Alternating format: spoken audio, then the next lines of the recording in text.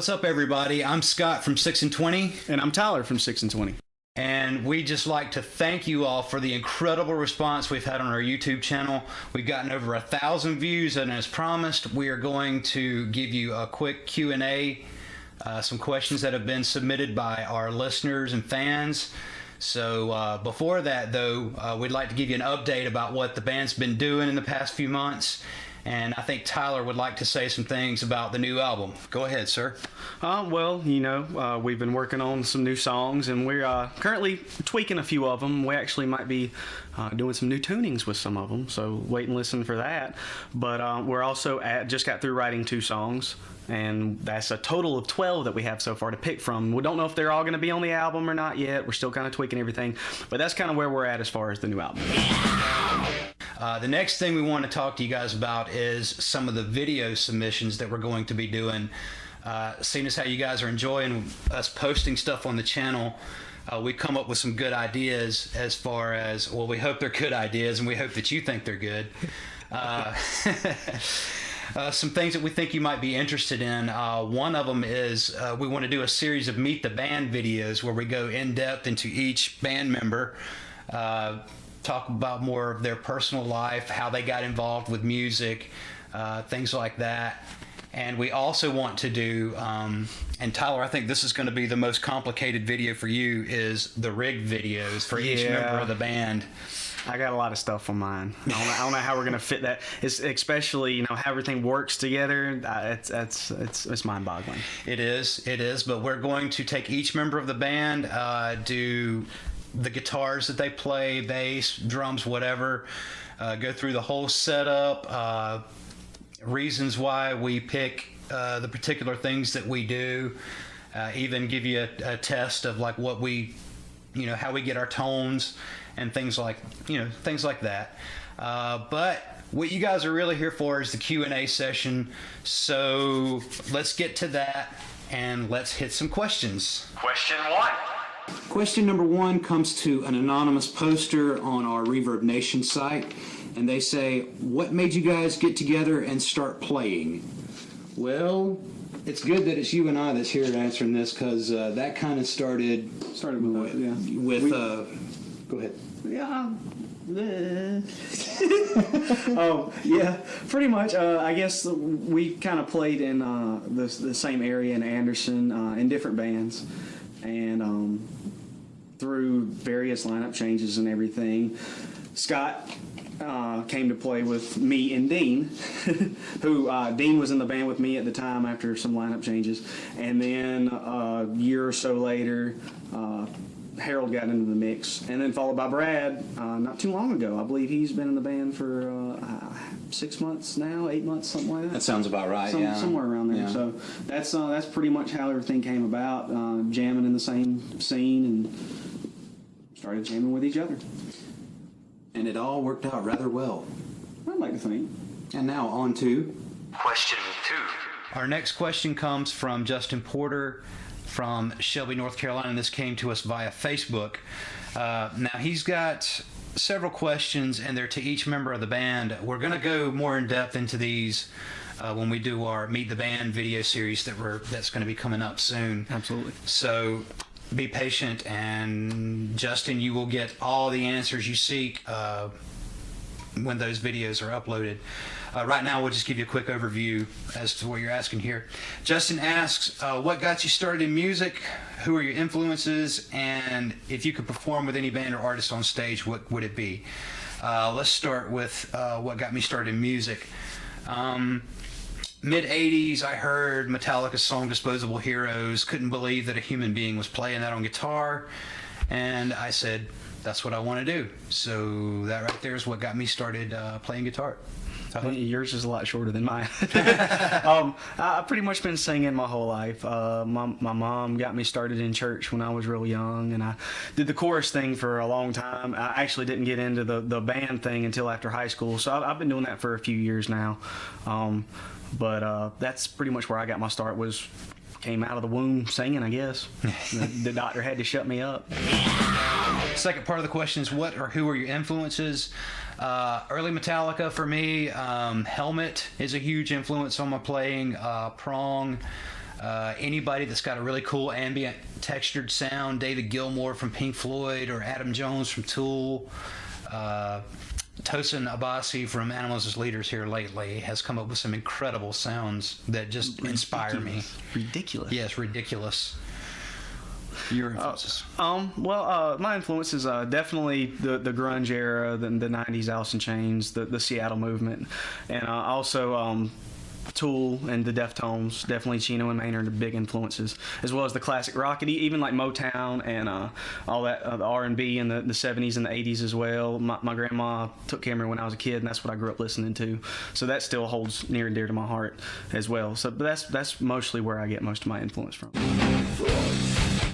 Third part of the question, the performance. If you could perform the fantasy gig, basically, if you could perform with anybody, to me, if I could get on stage with David Gilmour or Adam Jones from Tool, just to be able to experience that, which they do live, and to be a part of that, and to learn from it, and just, I don't know if I'd learn anything. I'd just be caught up in the whole experience. But that's probably who I'd go with.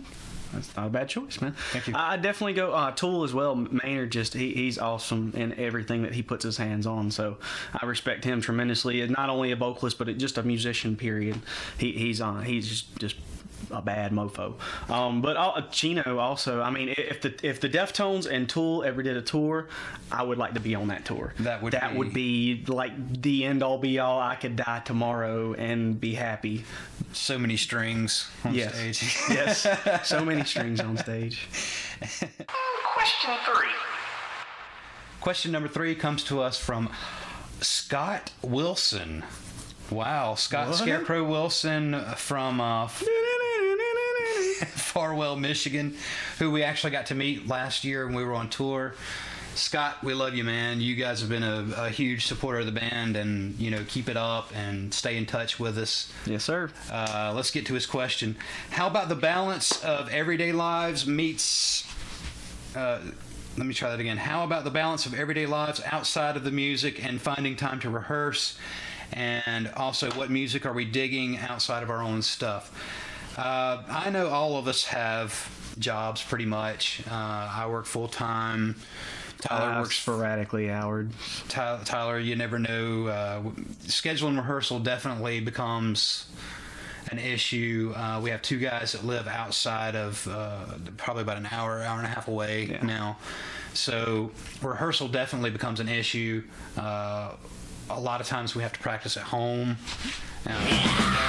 We'll go meet at each other's houses and go over stuff there, or even at the band room and try out vocal work when we can turn everything up. But yeah, sometimes it gets frustrating, but I mean that's part of life. And until we can do this full time and we're actually generating incomes from it, then it'll have to be that way. So that's pretty much what it's like as far as having to balance everyday life, and we have families too. As far as like what we're digging now, I am eagerly anticipating the new Animals as Leaders. I cannot wait for that CD to come out this year. I think that will destroy just about everything musically that comes out. Musically, not vocally, because they don't have, they do all instrumentals.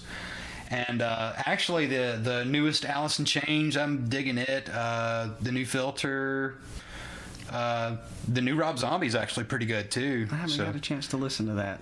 I'll let you hear it after this. So okay. How about you, man? What you digging now? Oh, I've kind of been going through a little bit of a pop phase. Other than the latest Deftones, that's a freaking awesome album. I'm still listening to that one. Checking out the new Dillinger Escape Plan at the moment. I'll get back to you on that one. I've just listened to it like one time through, so I haven't been able to really get into that. Initial response? I definitely dig it. It's not my favorite, but that's usually always the way it is when I first listen to an album, and then it becomes my album, and then it becomes my favorite. But also the latest Bruno Mars actually is very good, especially if you like pop music.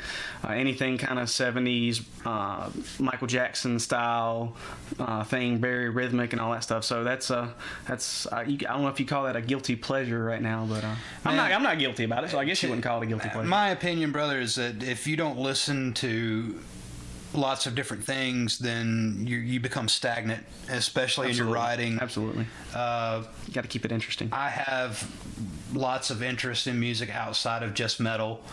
Metal is my first love, but I mean, I love classical. I love a lot of the 80s music. I mean, if you don't take in different influences, I think that you just become a broken record. I mean, so couldn't agree more. Question number 4. Question number 4 comes to us from Seth Burden from Pendleton, South Carolina, via Facebook.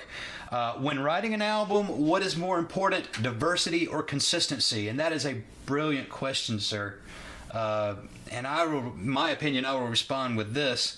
I think you can actually be consistent in your diversity. I was just thinking the same, diversely consistent. I mean, same thing. so, See, I mean, see why we're in a band together? But no, as far as diversity, we think diversity is a very strong point of the band as far as our dynamics that we Absolutely. do. To use a term from the Pixies, the band the Pixies, loud, quiet, loud. And to me, that keeps the listener interested. It keeps me interested. Instead of just sitting there bashing out heavy stuff all day or just ambient stuff all day, it keeps you motivated. Question 5. This one comes to us from Zenny Walker in York, South Carolina via Facebook. Anybody from Twitter on here? No, it's all Facebook, it looks like. And that's great. That's great. She wants to know one venue we'd really like to play, and everybody's favorite dessert. Oh, wow, I missed that part of that. Yeah, that's off the wall. that's a good one. I don't know the name of the venue, but a lot of the bigger bands have played this particular place, and I think it's called Sao Paulo, Brazil. And there's just hundreds of thousands of people there, and you play in front of that many people, and there's bound to be somebody out there that likes what you're doing. Bound to be. Yeah. You throw a rock, you're bound to knock somebody out. I don't know. There's so many to pick from. I mean, there's so many great American venues, but also any of the festivals outside of the U.S. Right. Like in Europe, you see all these crazy festivals where there's like millions of people. Download. I mean, yeah, the Download Festival. And it really, I'm happy playing anywhere. So I mean, the next venue, that's the next place I want to play the most. Way to make me look like a jerk there. It's a gift. All right, favorite dessert. Right now, my wife makes this incredible dish called chocolate eclair pie. Oh, you beat me to it, you son of a gun. And it is the bomb, and that's all I'm going to say. It's good. So tasty. It's good. So tasty. My old lady made it too, so it's freaking awesome. Oh yeah, chocolate eclair pie. Mm. The 6th in the series of questions. This one comes to us all the way from Belfast, Ireland. Our friend Jimmy Winning, and this comes also via Facebook. Has the band ever played in Europe, or has the band played Europe yet? And the answer is no. We would love to play in Europe. We'd love to go to Canada, for Christ's sake. We'd love to go outside of the U.S. We'd love to go outside of South Carolina again, So, I mean, you guys keep up the support and everything, and it's going to happen. So that's really up to you guys as far as if that can happen or not. So, yeah, the answer is no, but hopefully soon. Sooner than later. Yes. Lucky number 7. Next question comes from Sue Charlie Jovie, and I assume that's not her real name, from Darlington, UK. And this She'll one be mad if that is her real name. Yeah. This one also comes via Facebook. When are you coming to the UK? Well, that kind of goes along with the one we just had, and really, it's an issue of money. I mean, we would love to come and visit with all of our friends across the world. We've made a lot of fans thanks to the internet. We have fans in Poland, Japan. Actually, we have actually a good chunk. I'd say 5 to 6% of our fan base is actually in the UK. So there you go. And that's a lot. So as soon as we can. I mean, we'll get there as soon as we can, Sue, and I mean, there's nothing holding us back except for that right now. The means. The means. Got the want. You just got to have the means. Exactly. Question 8. Gabrielle Chavez Cantiana. I'm hoping I pronounced that right, Gabrielle. Please don't kill me if I didn't. This comes all the way from Pinaflor, Chile. And he says, did you know you have Latin American fans? And yes, we do know we have Latin American fans.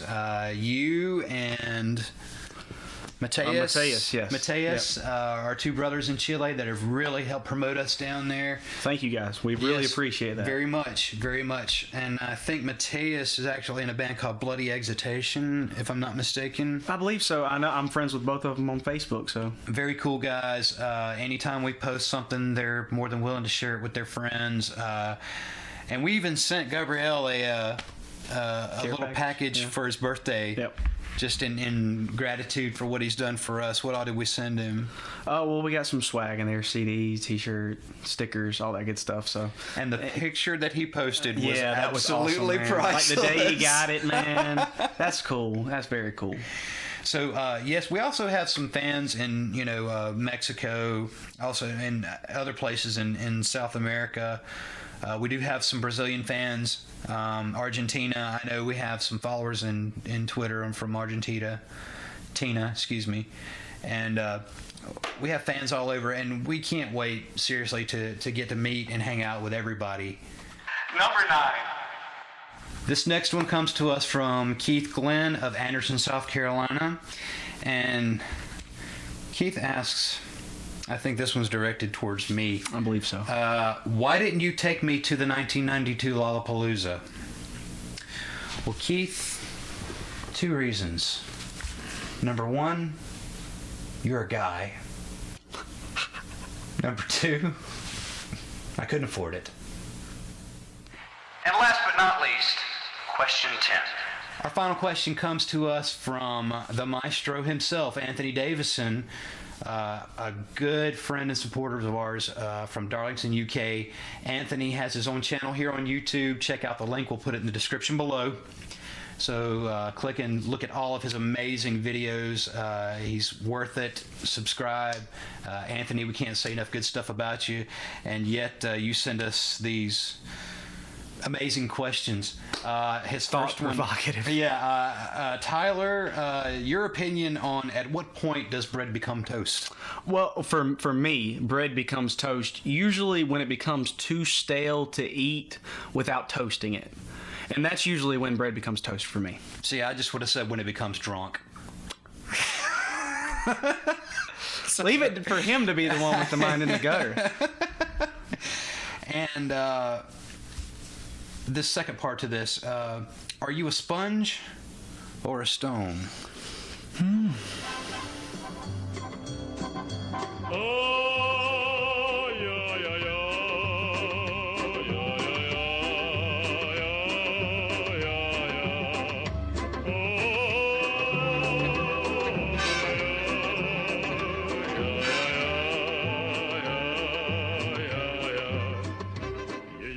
So that's it, guys. Thank you so much for submitting all the questions. We'll do more of these as we hit some more milestones. Definitely. Probably maybe the next 1,000 views or 5,000. We're not really sure. We'll have to see how rapidly things progress here on the channel. We'd like to thank you guys for watching. We hope that you subscribe to the channel. That'll give you notifications as soon as we are uploading stuff, and we're wanting to do at least 1 upload a week, maybe more depending on how much material we have to give you guys and how much interest is shown. That's right. So keep the likes, hit those like buttons, because the like and add the video to your favorites. You have no idea how much that helps us out. Definitely. We appreciate it so much too, guys. Yes, very much so. So subscribe, like, favorite. All of our other links are going to be featured here in the video, as far as our Facebook, our .com, Reverb Nation, SoundCloud. We have lots of social networking. Twitter. We're very active on our Twitter and Facebook. We try to respond to everything that we get. You can message us. You can just live tweet, post on our Facebook wall, and we will get back with you as quick as we possibly can. So you can comment on this video in the section down below. Also, don't forget to check out Anthony Davison's link down there. You guys are going to be blown away by the talent this guy has. He's absolutely amazing. So once again, I'm Scott from 6and20. And I'm Tyler from 6and20. And thank you very much, guys. We appreciate the hitting the 1,000 views milestone, and we will see you soon. Yeah!